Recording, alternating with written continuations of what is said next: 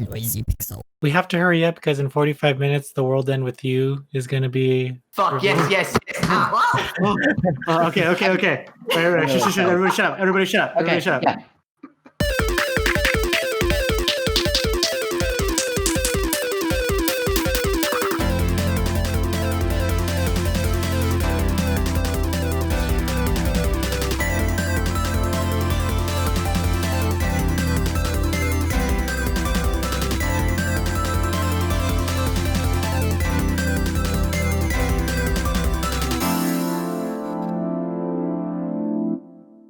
What's up, nerds, and welcome to episode 68 of the Noisy Pixel podcast for the week of July 4th. Yay! USA. USA. Oh, you guys have your fun. Back-to-back World War champions. That's right, guys. The United States of Australia. Oh, boy. As always, I'm your host, Brian Lee, and today I'm joined by Azario Lopez. Hello, Brian. Jacob Kavanagh. Welcome to the abyss. And Madison Berge. Hello. Well, yeah, sorry. I'm trying to muster up some energy here. I woke up from a nap, listeners, so I'm trying. It's taking every little bit out of me to say words right now. After all of these live stream events, I agree. Like, there's just no energy this week. Like, I'm just sliding around like, oh, I gotta do this, I gotta do that. And it's just more quarantine, and it's just it's just hard. It's hard, man. Life is hard. Where we're getting by is these like 2 weeks that we're in. There's really no big releases, besides Sword Art Online, but whatever. I'm excited for Catherine. Oh yeah, Catherine. Yeah. That's at the end of the month, though. Yeah, isn't it? No, Catherine's next month. Catherine's next week. What? Yeah, Catherine's really soon. Oh, did it get? Oh, I thought it was the end of July. We're in July right delusional. No, I thought it was end of July though. Anyways, who cares? The game's been out for a year already, pretty much. Yeah, but I haven't played it yet. The game's been out for a decade. I mean. Oh man, so I guess it's been a while since we had Madison and Jacob on. I want to just touch base real quick and check in on what you guys have been playing. Let's start with Madison. What have you been up to? Well, I've been using an emulator because the game is expensive. Yeah, I know. Oh, she bought the game and then. They bought none of you 60 people snitch on us, okay? We don't have the marks to Noisy Pixel podcast. Fire Emblem Path of Radiance. It's my first time playing it, and I'm having a lot of fun with it. Nice. That's a pretty expensive game, if I remember correctly. Oh, yeah, it's like hundreds of dollars. Yeah, okay. You get a buy on this one. How about you, Jacob? Oh god, what am I doing? What am I doing? I don't know where I am. Good. Cool. I finished replaying rerunning a route for some footage in the Color X Malice. Mm-hmm. Color Malice? Is that how it's pronounced? Is the X pronounced? No one says the title. I say Color X Malice. Yeah, but is it a Hunter situation? We just don't know. Yeah, is it a Hunter situation though? I still call that Hunter x Hunter. I say Hunter x Hunter too. Or like you do it like 2x4s, where it's Hunter by Hunter. Or yeah, that's Color it. by Everyone's favorite. You can even say cross Hunter. But I say Color X Mouse. Okay, we'll run with that. Color X Malice. Finishing up another route on that just for like some footage. I won't use half of it. I just needed some extra bits because it's got some funky systems. How many times have you died in that game? Many. Yeah. A lot, because that game's idea of a route system is, the choice system is to go, okay, so if you pick this option, the story continues, and if you pick this option, you die horribly. I too like to date dangerously. But the boys are so pretty. They're very pretty. Also, I'm not allowed to pick out favorites, because if I'm like, I wanted to romance this character, but they don't have a route. It turns out they don't have a route because they're the main villain. Hey, come Yeah. on, that's the sexiest part of all. Exactly. The best part is they call themselves Zero. Didn't know that in Ooh. advance. Wow. I think the best thing about Color X Malice is how approachable it is to like non-Otome visual novel fans. It doesn't shove the Otome in your face too much. It's just there, but there is a nice detective story there. Then there's romance. So if you're like, I don't know about the Otome genre, it's a great to ease you in there. You got Sounds some like one elements for that me. remind people. Yeah, you've got those elements that remind you of like Ace Attorney with like investigating a crime scene or such, or going through an area, even though it's really only one floor out of like 9 that you can pick, which is always weird. Mm. And the routes are very easy to get onto. Yeah. That's good. So yeah, Brian. Yeah. Hi. Hi. Hello. Hi. Sorry. This one's the Datey Boy game for me, is what you're getting at, huh, Jacob? I guess it is. I'll play it for you. I'm sure Jess has already purchased it on the Nintendo Switch. She said I bought a game on the Nintendo Switch and it just came out, and I'm pretty sure that's what she bought. Yeah, I'm pretty sure it's Color X Malice. So for you, Jacob, I will play it and let you know how I do. Oh, she's Awesome. panicking to me. Yep, called it. It is.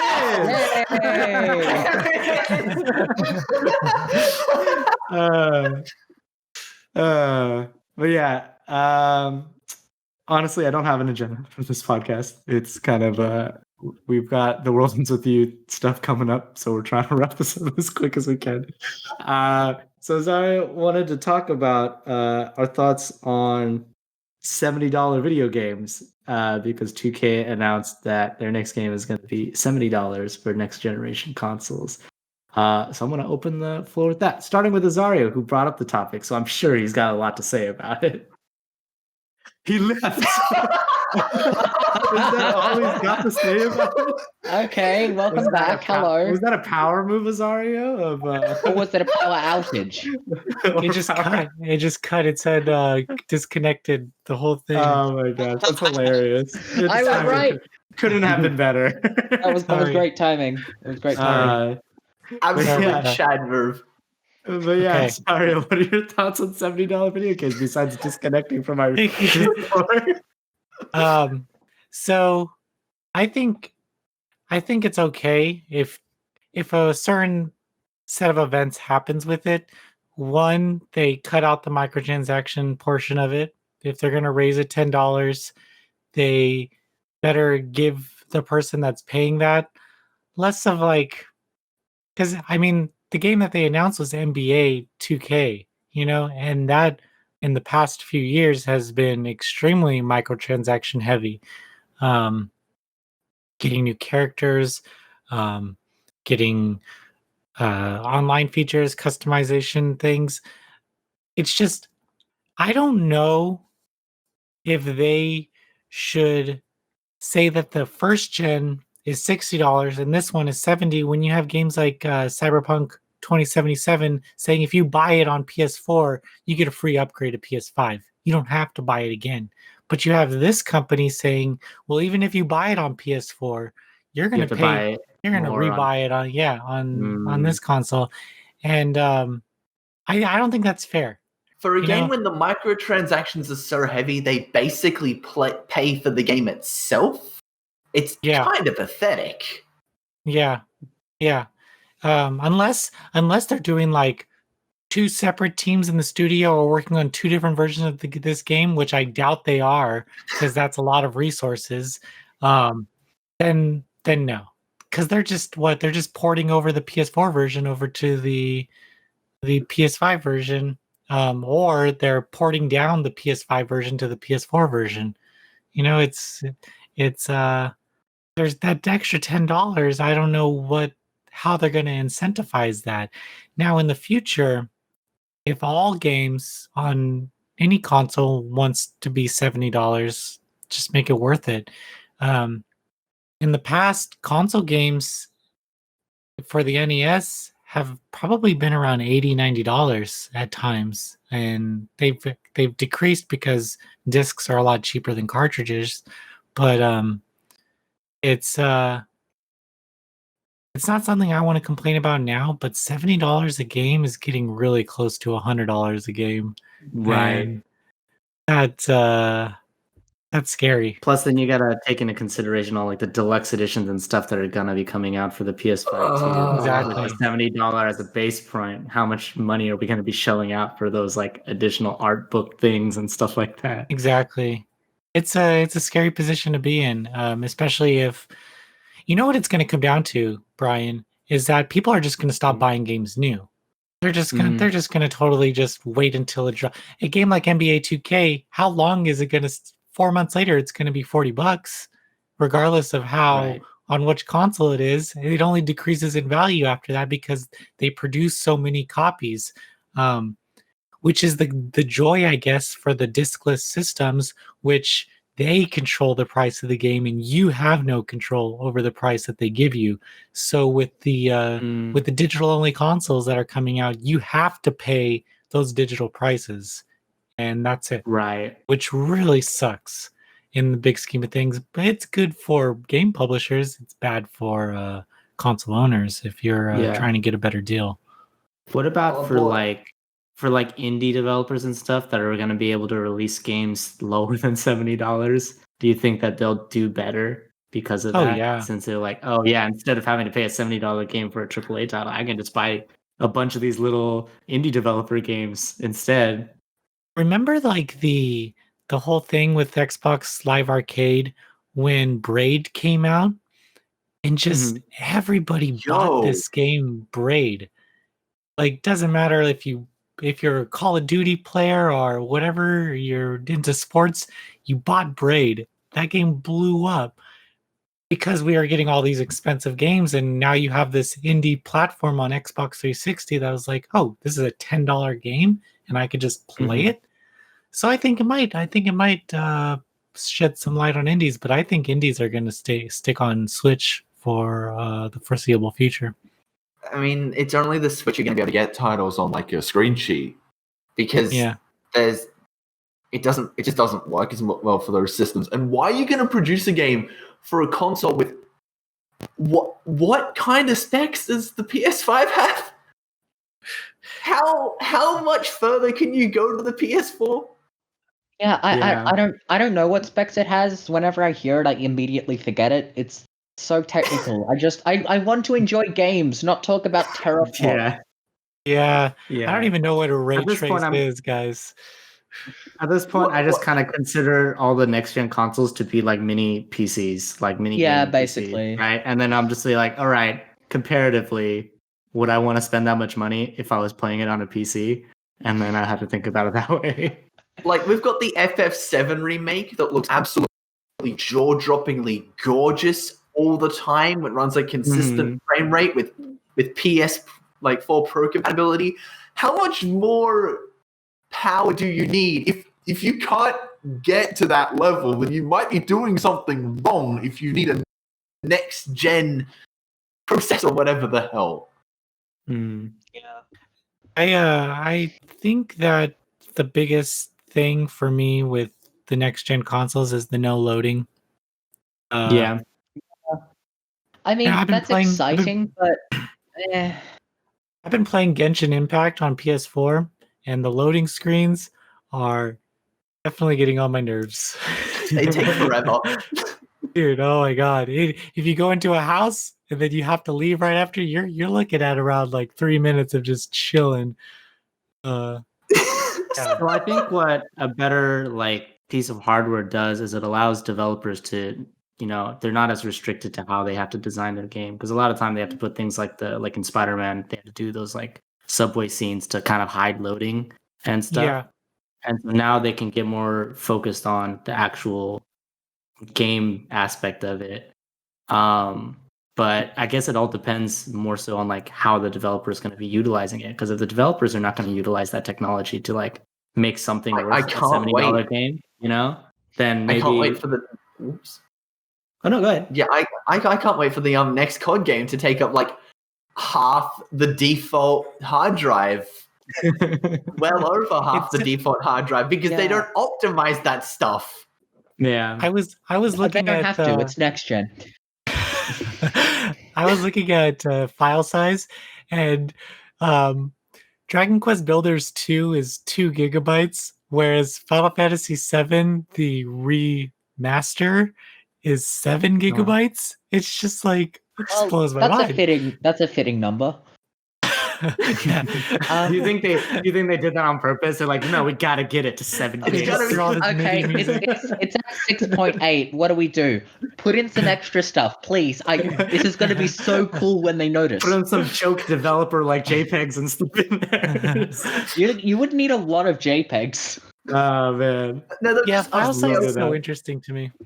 They'll just upscale a bunch of their fancy backgrounds that are already like stupid. One thing I think about when I hear about $70 games is just that because of currency conversion in Australia, like Persona 5 Royal, I paid 90 Australian dollars for it. So if you increase it by 10 US dollars, I'm probably already looking at $100 games, and I hate that. It's already over 100.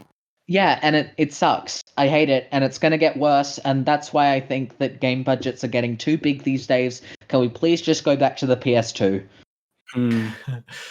Yeah.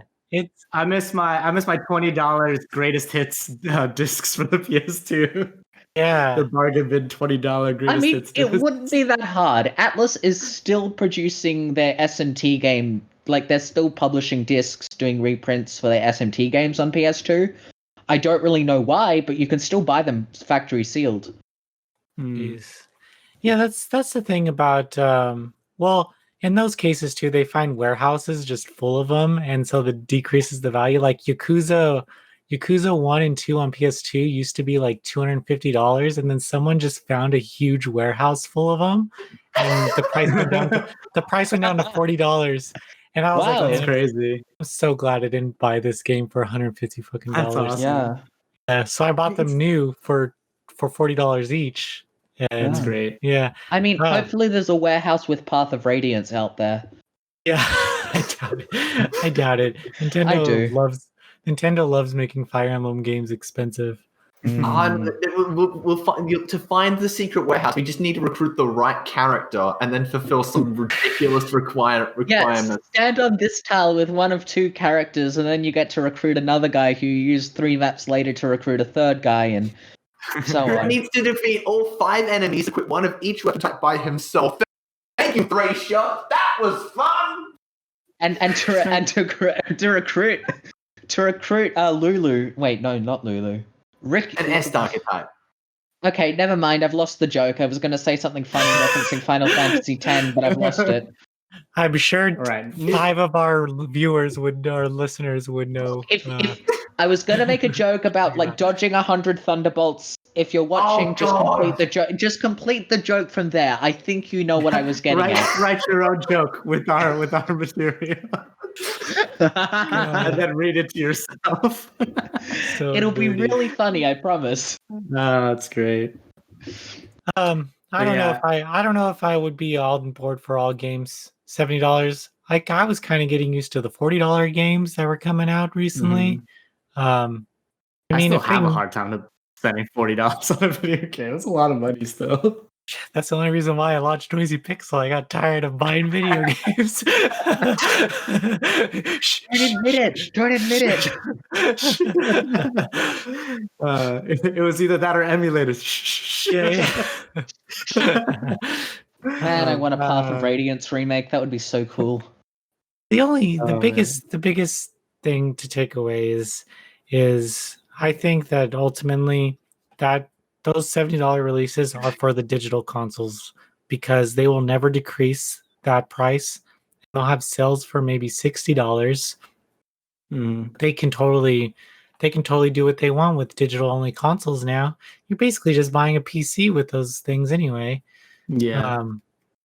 Think about it. On our PC, we're like stuck to Steam sales, but Steam has so much competition that you have to decrease your games. Yeah. But with PlayStation PSN, there's a lot of work that goes into discounting your games on PSN. You have to talk to Sony, you have to schedule it. You have very little control over those things, and it's also really hard to make your games 99 cents on PSN because it has to go through Sony and it has to work with them, or free for that matter. Really hard to make your game free. I remember, I forget which game, but there was a game recently that was like free for a limited amount of time. But the Nintendo eShop didn't support that, so it was set at 1 cent. Yeah. So yeah, these publishers run into all that all the time. With Steam, they get on their back end and just decrease the value real quick. They have full control over that. With PSN, Nintendo eShop, they have to contact a third party to do that. So it'll be interesting to see how PlayStation deals with sales, because that's where people are going to stand out on the PSN, and also just navigating the PSN. It was fun when the PS4 first launched, but I hate going to the PSN now. It's cluttered, it's slow, it's so hard to search for stuff there.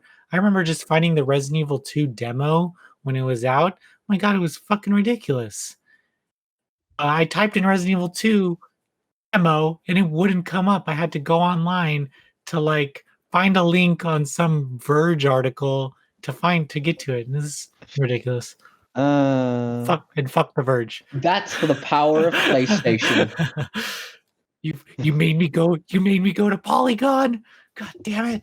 That's a competitor. We can't have that.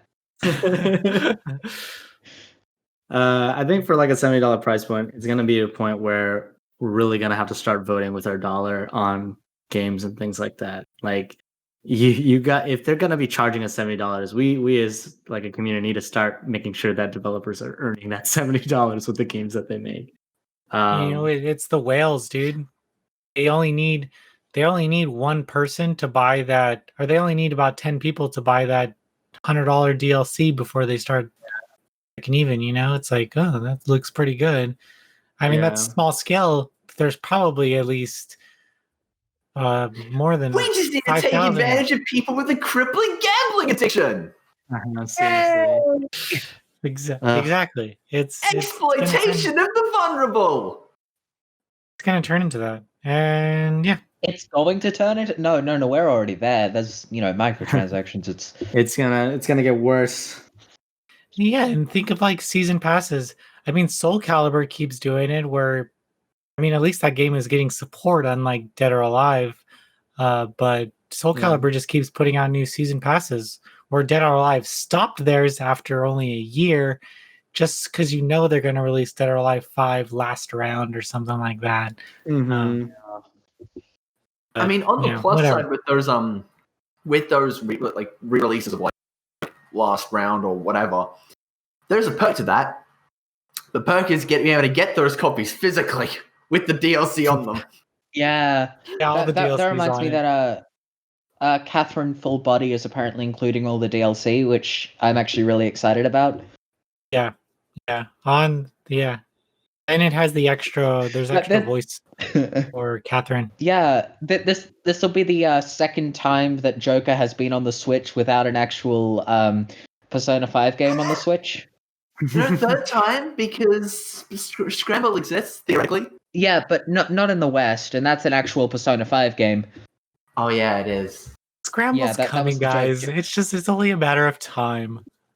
It's only a matter of time, but it doesn't change the fact that I finished off the Scramble preview with I wonder if they'll bring in Kasumi, or I wonder how Goro will play, and they're not in it, and Goro isn't even in the script for the game. It's so annoying. I want my boy.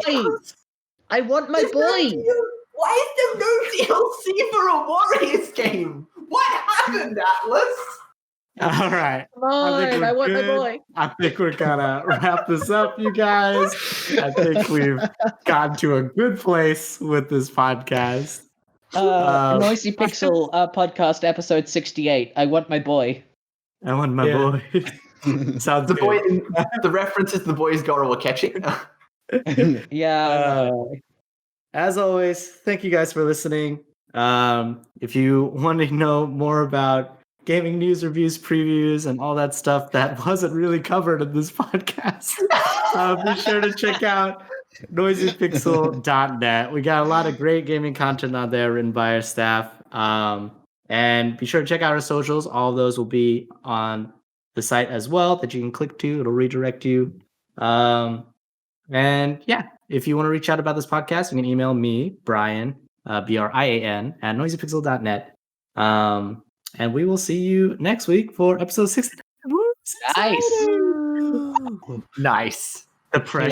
Yeah. Nice. We've got to make it a nice episode, folks. All right. Well, until then, we will see you next week. Bye-bye. Bye.